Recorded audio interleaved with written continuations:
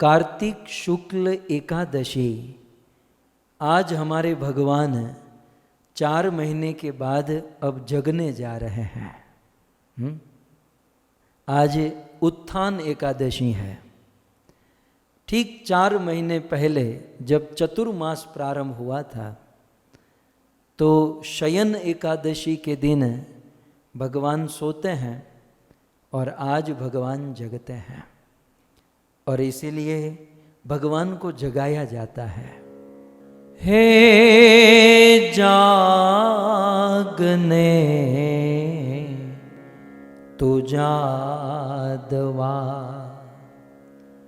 कृष्ण गो वालिया, तुझ विना देनुमा कौन जाशे। हे जागने तू जादवा, विभावरी शेष आलोक प्रवेश, निद्रा छाड़ी उठ जीव, बोलो हरि हरि मुकुंद मुरारी, राम कृष्ण हयग्रीव। सो इस प्रकार 4 महीने के पश्चात भगवान जगते हैं। वैसे टोटली ऐसा मान लेना कि भगवान 4 महीने सो जाते हैं तो ये भी गलत है, क्योंकि भगवान 4 महीने छोड़ो, भगवान 4 मिनट भी यदि सो जाए ना तो ये करोड़ों करोड़ों ब्रह्मांड को चलाना चराना ये कौन करेगा। और वैसे भगवान की अंगानी यस्य सकलेंद्रिय वृत्ति मनते, भगवान की प्रत्येक इंद्रिया, एक एक इंद्रिया सभी इंद्रियों का काम करती हैं। वो तो सोते हुए भी काम कर सकते हैं, लेकिन भगवान के शयन एकादशी का कुछ विशेष कारण और आज उत्थान एकादशी भगवान के जगने का कुछ विशेष कारण। सो आज कार्तिक शुक्ल एकादशी तिथि है। आज भगवान उत्थान हुआ है, और आज के दिन की बहुत बड़ी महिमा यह है कि आज से भीष्म पंचक प्रारंभ हो रहा है। भीष्म એટલે भूखा काढ़ी नाखे, मतलब राशि भी मिलती है, भूखा और भीष्म। महाभारत का एक ऐसा पात्र है जो सबके दिलों पर राज करता है, जो सबके मानस पटल पर राज करता है। पितामह भीष्म से अनेकों वस्तु सीखने लायक, पितामह भीष्म से हमारे जीवन को संवारने लायक अनेकों बातें हैं। तो आज पवित्र भीष्म पंचक प्रारंभ हो रहा है, और पूरे महाभारत के दादा है पितामह भीष्म। तो आइए दादाजी को आज हम भी कुछ कृतांजलि, कुछ पुष्पांजलि प्रदान करके कथा की ओर आगे बढ़ेंगे। यूं तो पितामह भीष्म 12 महाजनों में से एक हैं। स्वयंभू, नारद, शंभु, कुमार, कपिलो, मनु, प्रहलाद, जनक और भीष्म। सो भीष्म महाभागवत है, महाजन है, और पितामह भीष्म का पूरा जीवन जो है, चरित्र बिल्कुल विशेष है। पितामह भीष्म को अब प्रारंभ से ही हम देखें तो गंगा के पुत्र। अब गंगा के पुत्र में क्या कमी होगी। साक्षात गंगा के गोद से जिसका जन्म हुआ, गंगा देवी ने जिनको संस्कार देकर पाला और बड़ा किया, शांतनु महाराज जैसे महाप्रतापी राजा के पुत्र हुए यह देवव्रत पितामह भीष्म। और फिर आगे चलकर उन्होंने अपने पिताजी की सेवा करने के लिए, दुनिया में आज का बंदा सोच भी नहीं सकता है, इतना बड़ा सैक्रिफाइस किया। इस देवव्रत ने इतना बड़ा समर्पण किया, अपना बलिदान दिया अपने पिता को प्रसन्न करने के लिए। और वो बलिदान क्या था? मैं जीवन भर तक विवाह नहीं करूंगा, अखंड ब्रह्मचर्य व्रत का पालन करूंगा और हस्तिनापुर का राजा नहीं बनूंगा। ये तीनों पितामह भीष्म बहुत अच्छी तरीके से वे राजा भी बन सकते थे, विवाह भी कर सकते थे और बच्चे उत्पन्न भी कर सकते थे, लेकिन एक अपने पिता को प्रसन्न करने के लिए पितामह भीष्म ने ये बलिदान दे दिया। और इससे पितामह भीष्म को इच्छा मृत्यु का वरदान प्राप्त हो गया। लेकिन उनकी यह भी प्रतिज्ञा रही कि जब तक जीऊंगा, देखिए समाज को, परिवार को, संस्था को छोड़ देना बहुत आसान है, लेकिन समाज के साथ रहकर, परिवार के साथ रहकर, कभी कभी कड़वे घूंट पीकर उस परिवार को संजो कर रखना, सजा कर रखना ये बहुत कठिन है। और पितामह भीष्म ने यह किया, पितामह भीष्म ने यह दिखाया। हम क्या ना, हम छोटी छोटी बातों में समाज को छोड़ देते हैं, छोटी छोटी बातों में पत्नी पति को त्याग देती है, पति पत्नी को त्याग देते हैं, बच्चे माँ बाप को त्याग देते हैं, हम छोटी छोटी बातों में संस्था को छोड़ देते हैं। लेकिन एक कवि ने बहुत सुंदर कहा, और ये समाज, परिवार, संस्था को छोड़ने का कारण एक दूसरे के ऊपर ब्लेम करते हैं कि वो ठीक से काम नहीं करता, उसका व्यवहार ठीक से नहीं है, वो ठीक से मेहनत नहीं करता। लेकिन एक बात ध्यान में रखें, ये जो घड़ी होती है ना, घड़ी आप रोज देखते ना, घड़ी में कितने कांटे होते हैं? 3। एक घंटे का होता है, दूसरा मिनट का होता है और तीसरा सेकंड का होता है, ठीक है। अब सेकंड का कांटा जितना तेज गति से चलता है, क्या मिनट का कांटा उतना तेज चल सकता है? और मिनट का कांटा जितना तेज चलता है, वो 1 घंटा 2 घंटे वाला कांटा क्या उतना तेजी से चल सकता है? नहीं। तीनों की स्पीड अलग है, तीनों अलग अलग गति से चलते हैं, लेकिन तीनों यदि साथ में हो तो दूसरों के 12 बजा सकते हैं। 12 बजाना जानते ना?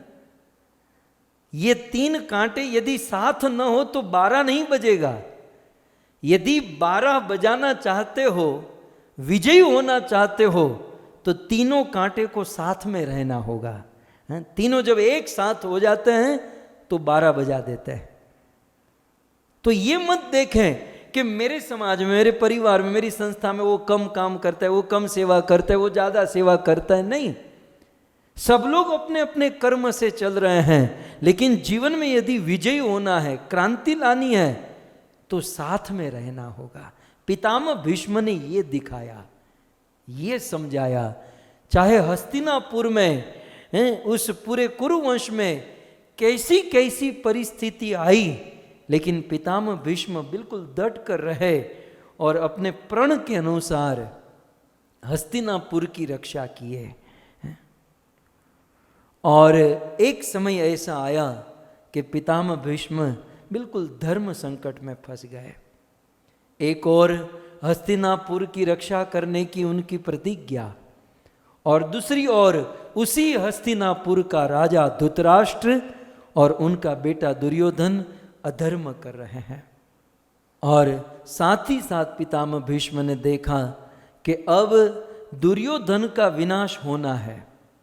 अधर्म का नाश तो निश्चित होना ही चाहिए, लेकिन जब तक मैं दुर्योधन की टीम में नहीं रहूंगा, मैं दुर्योधन के पक्ष में नहीं रहूंगा, ये युद्ध नहीं करेगा, और ये युद्ध नहीं करेगा तो मेरा कृष्ण, मेरा केशव इस अधर्म को नष्ट नहीं कर पाएगा।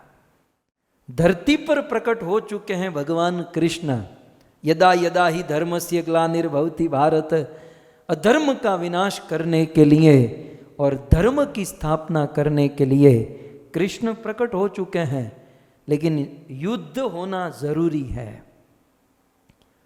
और दुर्योधन युद्ध करें, इसलिए पितामह भीष्म दुर्योधन के साथ रहे। मेरा चाहे जो होना सो हो जाए, लेकिन कृष्ण की इच्छा पूर्ण होनी चाहिए, धर्म की स्थापना होनी चाहिए और अधर्म का विनाश होना चाहिए। इस प्रकार पितामह भीष्म का संकल्प था। और फिर आप सब जानते हैं, मैं भीष्म पंचक के ऊपर कह रहा हूँ। आज से एक बहुत सुंदर पर्व शुरू हुआ है। ये 5 दिन का पर्व है, बहुत सुंदर पर्व। और इस पर्व का निर्माण स्वयं भगवान कृष्ण ने किया है। स्वयं भगवान ने ऐलान किया है भीष्म पंचक। मैं आपको कथा के अनुसार बताऊं तो फिर युद्ध अवश्यंभावी हुआ और दोनों सेना तैयार हो गई। और आप सब जानते हैं कि युद्ध करते करते करते 8 दिन बीत गए, लेकिन पांडवों में से कोई नहीं मरा। तब 8वें दिन की रात को ये दुर्योधन पितामह भीष्म की शिविर में जाकर पितामह भीष्म को अनेकों प्रकार से कटु वचन कहता है कि हमने आपको हमारी सेना का सेनापति बनाया, इतनी बड़ी पोस्ट पर बिठाया, अब तू कौन होता है पोस्ट पर बिठाने वाला? तू, तेरा बाप, तेरी परंपरा पितामह भीष्म के कारण तो गादी के ऊपर बैठी है, वो राजा बने हुए हैं, क्योंकि पितामह भीष्म ने ये स्वीकार नहीं किया।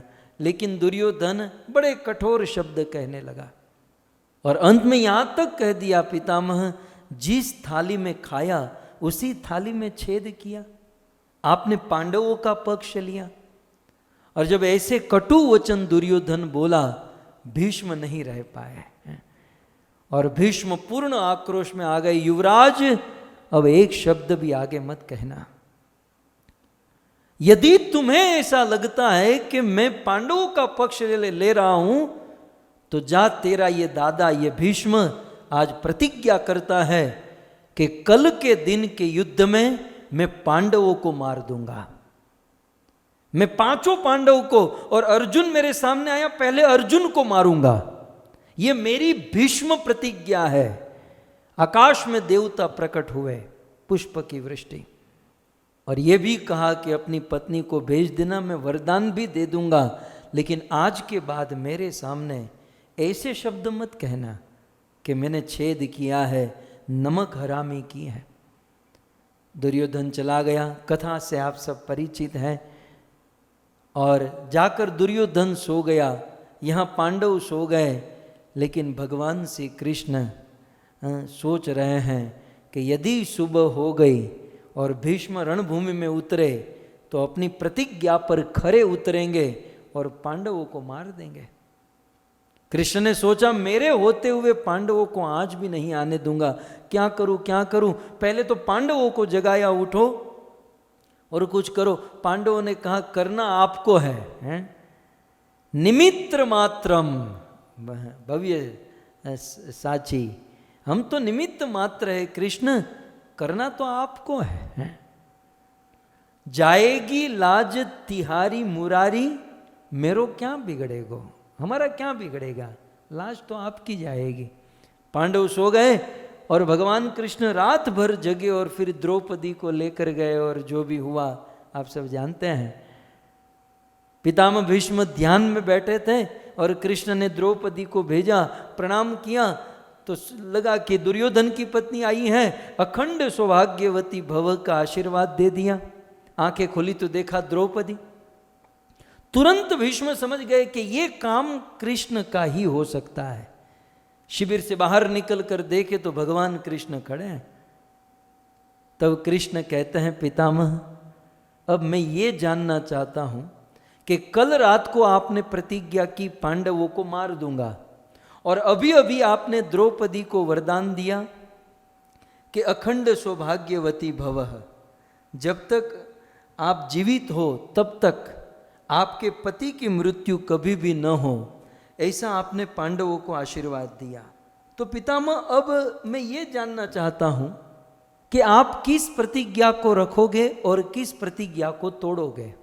तब पितामह भीष्म कहते हैं कि कृष्ण मेरी प्रतिज्ञा तो टूटते टूटेगी, लेकिन मैं और एक प्रतिज्ञा करता हूं कि आप जो प्रतिज्ञा लेकर बैठे हो ना, कि मैं कुरुक्षेत्र की रणभूमि में अस्त्र शस्त्र नहीं उठाऊंगा। तो कृष्ण, आज ये भीष्म यदि आपके हाथों से शस्त्र न उठवाए, कृष्ण यदि मैं आपके हाथों से अस्त्र शस्त्र न उठवाऊं तो मैं भी गंगा पुत्र भीष्म न कहलाऊं। इस प्रकार से पितामह भीष्म ने भयंकर 3 प्रतिज्ञा कर ली और 9वें दिन में रणभूमि में उतरे। बिल्कुल बख्तर पहनकर अनेकों प्रकार के धनुष बाण से सुसज्जित होकर भीष्म रणभूमि में आए और यहाँ पर पांडवों को लेकर भगवान कृष्ण रणभूमि में उतरे और दोनों सेना आमने सामने और शंखनाद हुआ।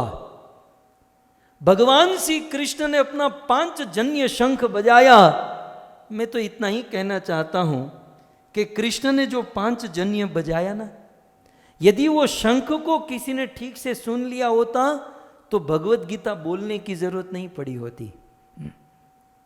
शंख की ध्वनि में इतनी ताकत थी, यदि शंख को समझ लिया होता तो युद्ध की आवश्यकता नहीं पड़ती। लेकिन शंख किसी ने नहीं सुना। दुर्योधन ने शंख नहीं सुना, कौरवों ने शंख नहीं सुना। सो शंख नाद हुआ, दोनों सेना आमने सामने घमासान युद्ध प्रारंभ हुआ। और भक्तों, विधि का विधान कुछ ऐसा कि युद्ध करते करते आज पितामह भीष्म जब प्रतिज्ञा लेकर बैठे हैं तो आज ही के दिन अर्जुन का रथ उनके सामने टकराया। पितामह भीष्म के सामने अर्जुन, और पितामह भीष्म ने जो युद्ध किया है, बिल्कुल तेज गति से अपने तरकस से बाण निकाल निकाल कर चढ़ा कर तेज गति से मारने लगे। ऐसा वेदव्यास मुनि कहते हैं कि मानो पितामह भीष्म की जवानी लौट आई हो। और पितामह भीष्म इतनी तेज गति से बाण निकाल रहे थे कि उनके हाथों का एक चक्र बन गया। और 18 दिन के युद्ध में, महाभारत के 18 दिन के युद्ध में अर्जुन को कभी पसीना नहीं आया। लेकिन आज पितामह भीष्म के बाणों को डिफेंस करने में, केवल उस बाणों से अपने आप को बचाने में अर्जुन पसीने से लथपथ। बाण तो चला ही नहीं पा रहा है, केवल आने वाले बाणों से अपनी रक्षा करने में अर्जुन पसीने से लथपथ। और भगवान श्री कृष्ण रथ चला रहे हैं और कृष्ण ने कुछ देर के बाद अर्जुन के पीछे मुड़कर देखा तो अर्जुन पसीने से लथपथ। और तुरंत भगवान श्री कृष्ण ने सोच लिया कि अब मैं कुछ नहीं करूंगा तो ये भीष्म मेरे भक्त अर्जुन को मार देगा। और उसी समय भगवान कृष्ण अर्जुन की रक्षा करने के लिए, और पितामह भीष्म भी कृष्ण के भक्त हैं, पितामह भीष्म के प्रतिज्ञा की रक्षा करने के लिए प्रबल प्रेम के पाले पड़कर प्रभु का नियम बदलते देखा। अपना मान टले टल जाए पर भक्त का मान न टलते देखा। कृष्ण ने यह सोच लिया कि मेरा मान भले चला जाए, मेरा नाम मिट्टी में मिल जाए, लेकिन मैं अर्जुन को मरने नहीं दूंगा और भीष्म की प्रतिज्ञा को टूटने नहीं दूंगा। भीष्म ने प्रतिज्ञा की है मुझे शस्त्र उठवाने की, तो मैं शस्त्र उठवाऊंगा। और उसी समय अर्जुन की रक्षा, भीष्म के प्रतिज्ञा की रक्षा करने के लिए भगवान श्री कृष्ण वनराज केसरी सिंह की तरह हरियन घेरन होय, जना फड़िया मां कुंजर फरे, इन्हें वही निवातु न होय, केहरी बच्चा ने कागड़ा। सिंह की तरह भगवान कृष्ण उस रथ से कूदे और जैसे कोई सिंह हाथी के मस्तक को फाड़ने के लिए दौड़कर चला जाए, वैसे भगवान श्री कृष्ण अर्जुन के रथ से नीचे, और नीचे एक टूटे हुए रथ का पहिया पड़ा था, उस टूटे हुए रथ के चक्के को कृष्ण ने अपने हाथों में उठाया और कृष्ण पितामह भीष्म की ओर दौड़ते हुए जाने लगे। दौड़ते हुए भगवान श्री कृष्ण पितामह भीष्म की ओर। उस समय जब भगवान श्री कृष्ण धरती पर नीचे उतरे तो धरती डोलने लगी। और उस समय भगवान श्री कृष्ण इतनी स्फूर्ति में दौड़ रहे थे कि कृष्ण का पीतांबर नीचे गिर गया। दुनिया के लोग समझ नहीं पाए कि कृष्ण का पीतांबर नीचे क्यों गिरा। आचार्य गण कहते हैं कि धरती कांपने लगी कि ये धरती टिकी है धर्म के ऊपर, धरती टिकी है धर्म के ऊपर, और कृष्ण साक्षात धर्म है। और साक्षात धर्म कृष्ण आज अपनी प्रतिज्ञा को तोड़ेंगे तो ये धरती स्थिर नहीं रह पाएगी। तो धरती कहना चाहती थी कृष्ण अपनी प्रतिज्ञा मत तोड़ो। तब भगवान श्री कृष्ण को धरती को जवाब देने का टाइम नहीं था, इसलिए कृष्ण ने अपना पीतांबर धरती के ऊपर डाल दिया। धरती ने कहा मेरी लाज चली जाएगी। कृष्ण ने कहा ये ले मेरा पीतांबर, तू तेरी लाज ढक, मुझे मेरा काम करने दे, तेरा जवाब मैं बाद में दूंगा। यह इस भाव से भगवान का पीतांबर धरती पर गिरा, धरती को ढका और कृष्ण दौड़ने लगे। वर्णन यहां तक है, भगवान श्री कृष्ण जब उस रथ से कूदे, कृष्ण के रथ के वो चारों पांचों घोड़े चीखने लगे। कृष्ण के रथ के घोड़े भी कृष्ण की तरह सत्य के ऊपर चलने वाले, सत्य के मार्ग पर चलने वाले। आज कृष्ण के घोड़े के मन में हुआ कि हमारी बागडोर जिसने अपने हाथों में रखी है, आज वह कृष्ण अपना प्रण, अपनी प्रतिज्ञा तोड़ने जा रहे हैं। वह कृष्ण के घोड़े कृष्ण के सामने नहीं देख पाए और कृष्ण के घोड़े पीछे मुड़कर देखने लगे। कृष्ण के घोड़े मुड़ गए और उस समय अर्जुन रथ से नीचे उतरे और अर्जुन कृष्ण के चरणों को पकड़े कि प्रभु आप मेरे लिए अपनी प्रतिज्ञा मत तोड़िए, आप विश्व विधि जगत विदित आप अपनी प्रतिज्ञा मेरे लिए मत तोड़िए। अर्जुन भगवान श्री कृष्ण के चरणों में, भगवान श्री कृष्ण अर्जुन के रुक नहीं पाए। कृष्ण अर्जुन को घसीटते हुए, अर्जुन ने बड़ा कसकर पकड़ के रखा, कृष्ण को नहीं जाने दूंगा, प्रतिज्ञा नहीं तोड़ने दूंगा। लेकिन कृष्ण अर्जुन को घसीटते घसीटते कितने किलोमीटर दूर लेकर चले गए। और भगवान श्री कृष्ण आज पूर्ण आक्रोश में, और कृष्ण उस रथ का चक्का लेकर धीरे धीरे आगे बढ़ रहे हैं। और उस समय पितामह भीष्म दूर से देख रहे, ओह कौन आ रहा है। और पितामह भीष्म ने अपना धनुष बाण चढ़ाया और बाण अब कृष्ण के ऊपर है, एक के बाद एक कृष्ण के ऊपर। आज तो भीष्म बिल्कुल वीर रस में आ चुके थे और कृष्ण भी वीर रस की चरम सीमा में पहुंच चुके थे, और एक के बाद एक अब कृष्ण के ऊपर बाण। महाभारत में लिखा है पितामह भीष्म के बाणों से भगवान श्री कृष्ण का सोने का कवच टूट गया, लटक गया, और भीष्म के बाण भगवान श्री कृष्ण के शरीर में जाने लगे। लेकिन बाण लगे लगे भगवान श्री कृष्ण अभी भी पीछे नहीं हट रहे हैं। एक और रथ के घोड़े पीछे मुड़ गए, धरती डोल रही है, अर्जुन कसकर चरण पकड़ कर रखा है, लेकिन फिर भी कृष्ण किसी के रुक नहीं रहे हैं और हाथ में चक्का लेकर पितामह भीष्म की ओर चलते हुए जा रहे हैं। अनेकों बाणों की बौछारों का सामना करते हुए कृष्ण चलते चलते पितामह भीष्म के पास पहुंचे, और जैसे ही भीष्म के बिल्कुल निकट पहुंच गए तब पितामह भीष्म ने कहा कि केशव आगच्छ, मैं इसी घड़ी की राह देख रहा था कि कब आप अपने हाथों में ये उठाओगे और कब मैं मेरे धनुष बाण त्यागूंगा। तो अब कृष्ण को बिल्कुल निकट आते हुए देखकर पितामह भीष्म ने अपने हाथों से धनुष बाण रख दिए और कृष्ण को प्रणाम करने लगे। और उसी मौके का फायदा भगवान कृष्ण ने उठाया। जब धनुष बाण रख दिए तब कृष्ण अर्जुन से कहते, अर्जुन देख क्या रहे हो, उठाओ अपना गांडीव और पितामह भीष्म की छाती को छल्ली कर दो। और उसी समय कृष्ण के कहने पर अर्जुन ने अपना गांडीव उठाया और एक के बाद सर्पों के समान पितामह भीष्म के शरीर में अर्जुन बाण मारने लगे। पितामह भीष्म निहत थे, दोनों हाथ में अस्त्र शस्त्र नहीं, और अर्जुन के एक के बाद एक बाण लगने लगे। सैकड़ों, कुछ ही घड़ी में अर्जुन ने सैकड़ों बाण पितामह भीष्म के शरीर में डाल दिए। महाभारत में लिखा है कि सोई की नूक रखने की भी जगह पितामह भीष्म के शरीर पर नहीं बची। इतने बाण अर्जुन ने पितामह भीष्म के शरीर में मारे, और जब इतने सारे बाण भीष्म के शरीर में लगे तब भगवान कृष्ण का नाम लेकर जैसे कोई आकाश ही धरती पर गिर जाए, आकाश से कोई पर्वत धरती पर गिरे, वैसे पितामह भीष्म मरे नहीं, धरती पर धराशायी हुए। और जैसे ही भीष्म धरती पर गिरे, महाभारत का युद्ध मानो पॉज हो गया। बिल्कुल थंब गया, मानो समय रुक गया, वातावरण रुक गया, पवन बहना छोड़ दिए और लाखों लोग वहां पर बिल्कुल स्तब्ध हो गए। क्या हुआ? भीष्म गिरे। आज तक कोई स्वप्न में भी नहीं सोच सकता कि भीष्म गिरेंगे, लेकिन आज भीष्म गिरे हैं। यह बात जब सबको पता चली, सब लोग अपने अपने हथियार छोड़कर अपने अपने रथ से नीचे उतरकर पितामह भीष्म के पास आने लगे। आज धराशायी हुए कुरुकुल के सरताज, आज धराशायी हुए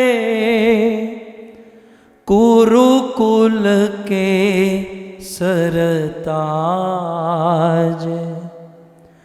उनको अभिवंदन करे सारा विश्व समाज, सारा विश्व समाज। श्वेतयात्मा, श्वेतयात्मा श्वेतयुग, श्वेत के शयावेश, कहाँ दिखे इस लोक को ऐसा वीर विशेष, ऐसा वीर विशेष। रक्त सनाहरती रहे, अश्रु भरा हर नैन, रक्त भरा हरती रहे, अश्रु भरा हर नैन। रूंधा रूंधा हर कंठ है, रूंधा रूंधा हर बैन, रूंधा रूंधा हर बैन। और अर्जुन ने छुवे चरण, लिए हृदय में घाव, अर्जुन ने छुवे चरण, लिए हृदय में घाव। कृष्ण खड़े करबद्ध हो, ऐसा प्रेम प्रभाव। पितामह भीष्म का ऐसा प्रेम प्रभाव।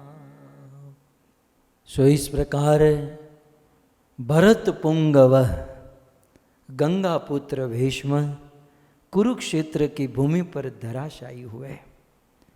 सारी कुरुक्षेत्र की भूमि ने, सभी वीर योद्धा ने पितामह भीष्म को प्रणाम किया। अर्जुन का हृदय विदीर्ण, अर्जुन ने पितामह भीष्म को प्रणाम किया।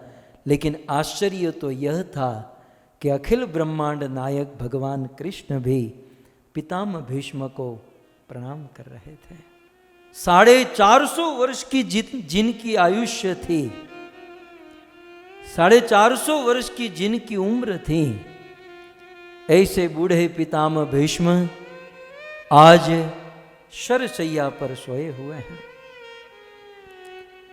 और पितामह भीष्म ने उस समय दुर्योधन को इतना ही कहा कि दुर्योधन, मैंने तुमसे कि तुम्हारे बाप से आज तक कुछ मांगा नहीं है, लेकिन मैं आज एक वस्तु मांगना चाहता हूं। बोले क्या? बोले मुझे अकेला छोड़ दो, मुझे एकांत में यहां पर बैठने दो। सारे कौरव पांडव अपने अपने स्थान पर चले गए और कुछ दिन के पश्चात पितामह भीष्म ने अर्जुन को बुलाया। अर्जुन पितामह भीष्म के पास कुछ दिन के बाद जब धरती पर गिरे, कुछ दिन के पश्चात अर्जुन आए और अर्जुन फूट फूट कर रोने लगे, पितामह मैंने अन्याय किया, मैंने आपके हाथों में धनुष बाण नहीं थे और मैंने आप पर बाण मारे, मुझे क्षमा कर दीजिए। पितामह भीष्म कहते हैं, बेटा क्या मैंने कम अन्याय किया है? मेरे अन्याय के सामने अर्जुन तुम्हारा कोई अन्याय नहीं। और अर्जुन, बेटा अर्जुन, तुम्हारे ये बाण मुझे तो फूलों की शैया लग रहे हैं, हैं? बेटा भी कभी अपने पिता को मार सकता है? तुमने मुझे मारा नहीं बेटा, तुमने मुझे फूलों की शैया पर सुलाया है, तुम चिंता मत करो। लेकिन अर्जुन ये करते करते आज का दिन आया, कार्तिक शुक्ल एकादशी। अब आज के दिन की घटना सुनिए। आज का दिन आया और आज के दिन पितामह भीष्म ने कहा कि बेटा अर्जुन, मुझे प्यास लगी है। दुर्योधन गया, जाओ अपने घर पर, हमारे घर पर फिल्टर का पानी लेकर आओ। भीष्म ने कहा फिल्टर का नहीं, जिस अर्जुन ने मुझे यह शैया दी उसी अर्जुन से मैं पानी पीऊंगा। और उसी समय अर्जुन ने अपने गांडीव पर बाण चढ़ाया और वहां इस प्रकार से बाणों को अर्जुन ने मारा कि वहां से गंगा प्रकट हुई। आज भी आप कुरुक्षेत्र में जाओ ना, तो कुरुक्षेत्र की भूमि में अर्जुन के द्वारा प्रकटित गंगा है। तो आज के दिन पितामह भीष्म ने पानी मांगा था और अर्जुन ने गंगा प्रकट की और पितामह भीष्म ने मां गंगा का गंगा जल धारण किया। और इसलिए कहते हैं, मां गंगा आशीष दे आकर सुत के पास, मां गंगा आशीष दे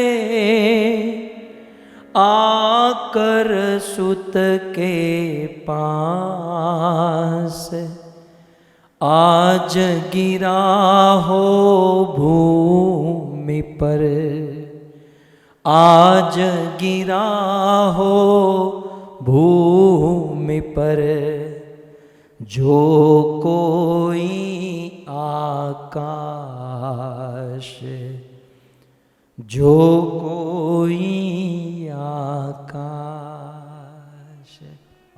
मां गंगा प्रकट हुई।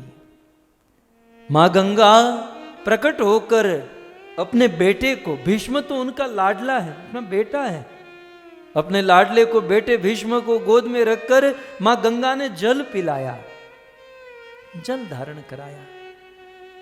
और जल पिलाने के बाद मां गंगा ने कहा कि बेटा चलो भी, अब ये संसार अपने रहने के लायक नहीं है, तुम मेरे साथ चलो।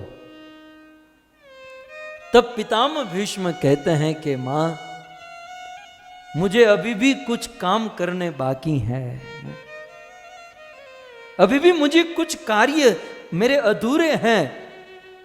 अब मां का स्वभाव, मां गंगा ने अपने बेटे भीष्म को कहा कि बेटा लेकिन तू ये बाणों की सैया पर, शर सैया पर तुझे कष्ट नहीं होगा?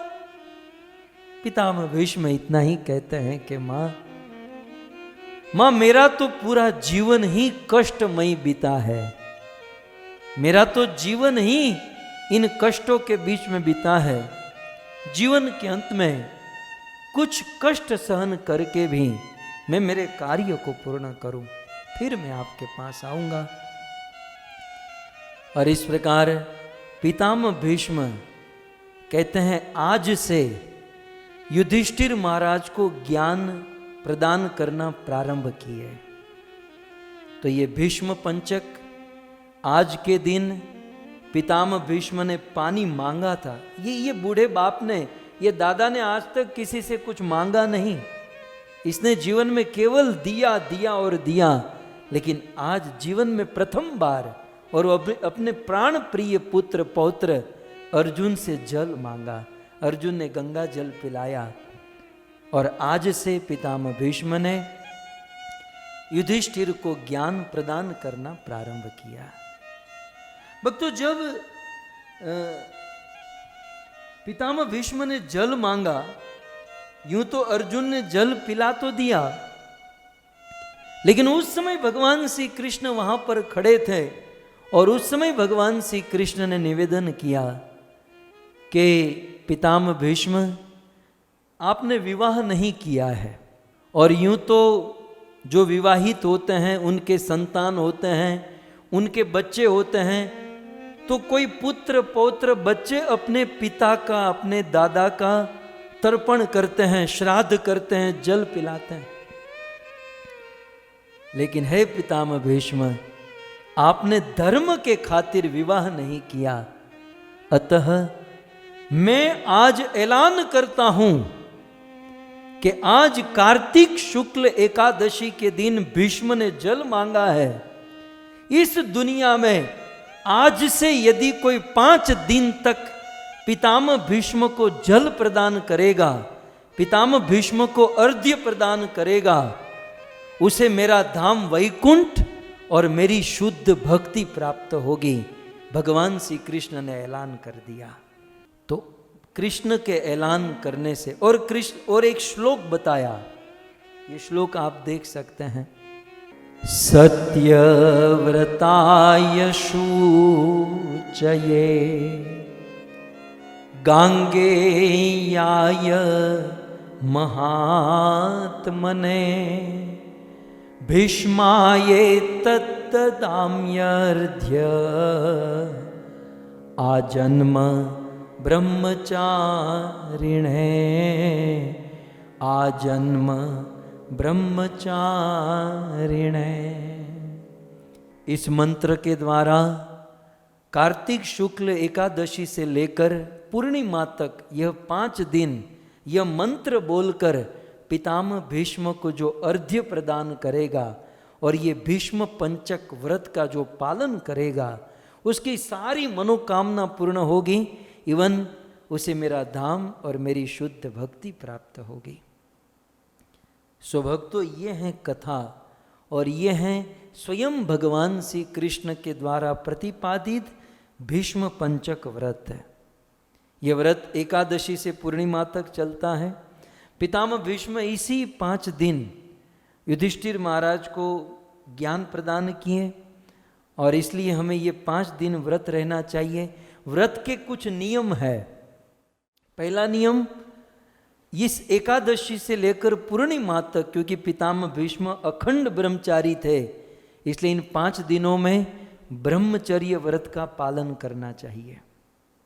एक दूसरा, रोज या प्रतिदिन इस 5 दिन में पंचगव्य खाकर ही अपने दिन बिताने चाहिए। गाय के पंचगव्य होते ना, दूध दही माखन, 5 गव्य, 5 प्रकार की गाय की वस्तु। तो आज दूध लिया तो केवल दूध, कल दही लिया तो केवल दही, ऐसे एक एक दिन में गाय का 1 गव्य, तो पंचगव्य 5 दिन में लेकर इस व्रत को किया जाता है। या फिर निर्जल, निर्जला, सजला या सफला होकर इस 5 दिन के व्रत को किया जाता है।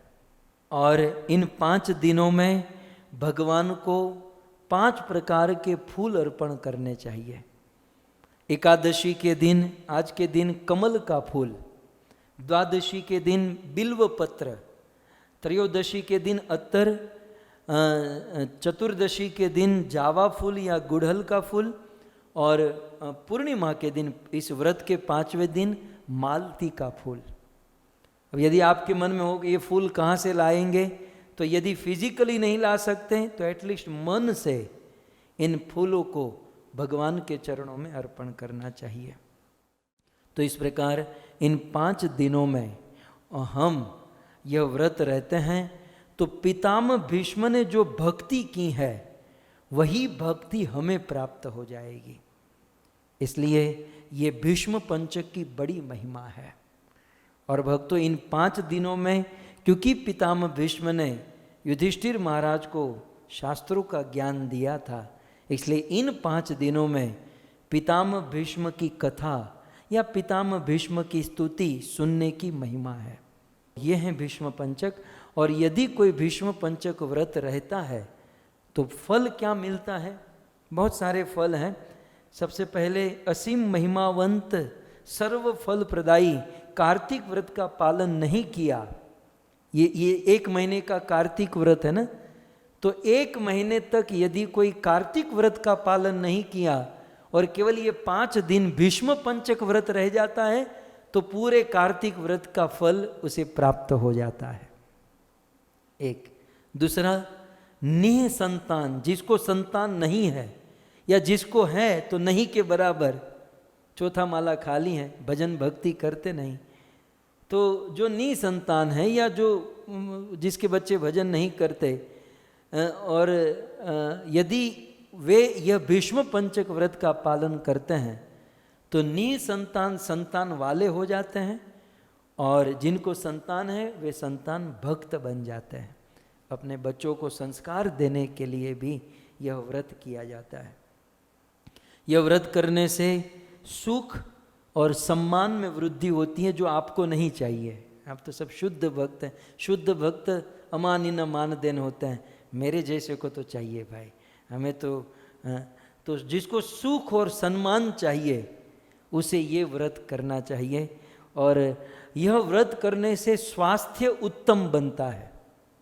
अपना शरीर स्वास्थ्य, आप गारंटी लिख दीजिए, ये 5 दिन भीष्म व्रत का जो पालन करेगा वो में कभी डॉक्टर के पास नहीं जाएगा, लेकिन करेगा ठीक से तो, हाँ? और फिर लंबी आयु की प्राप्ति होती है। पितामह भीष्म 450 वर्ष तक जिए, तो पितामह भीष्म की स्मृति में ये भीष्म पंचक व्रत करते हैं तो भीष्म की आयुष्य हमें प्राप्त हो जाती है। तो इस प्रकार आज से यह भीष्म पंचक प्रारंभ हुआ है। संक्षिप्त में मैंने भीष्म पंचक के विषय में निवेदन किया।